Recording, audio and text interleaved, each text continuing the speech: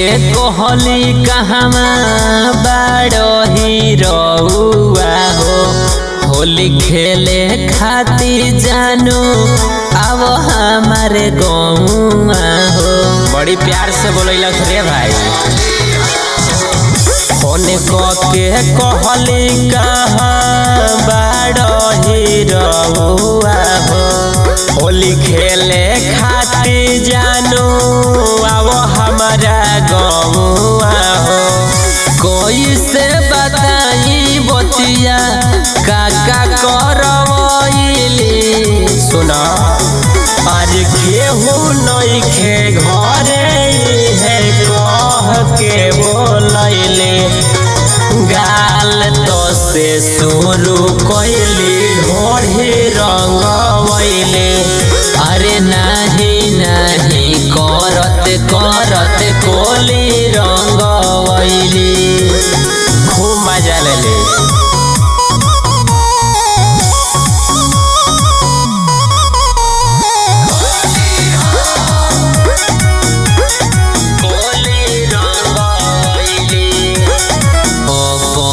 से हाथ धोके मलत रही जो बना बनल मोर मिजाज तो पासारे लगली रोधाना। बड़ी चोना लगावत रही हमरो को हो गई लगीला कहीं लाल कहीं हरियर कहीं पीला पीला।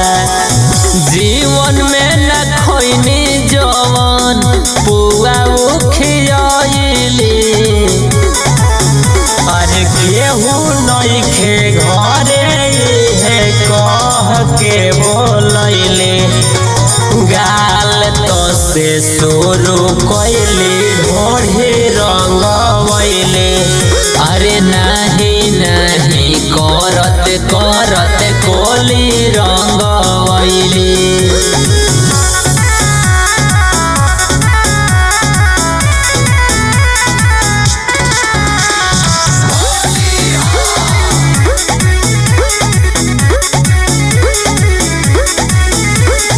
कार्तिक डलले खाड़ा आनंद डलले बैठाई के हंसताणे भोला देखी रंगा वाला गाई के।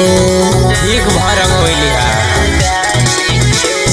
हम नहीं खेलले रही ऐसन कबो होली।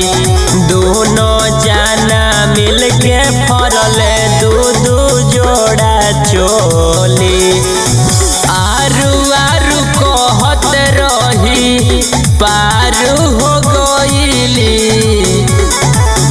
अरे केहू नइखे घरे है कह के बोलैली गाल तो से शुरू कैली ढोढ़ी रंगवैली। अरे नहीं नहीं करत करत कोली रंगवैली फागुन में गर्दा कर देली।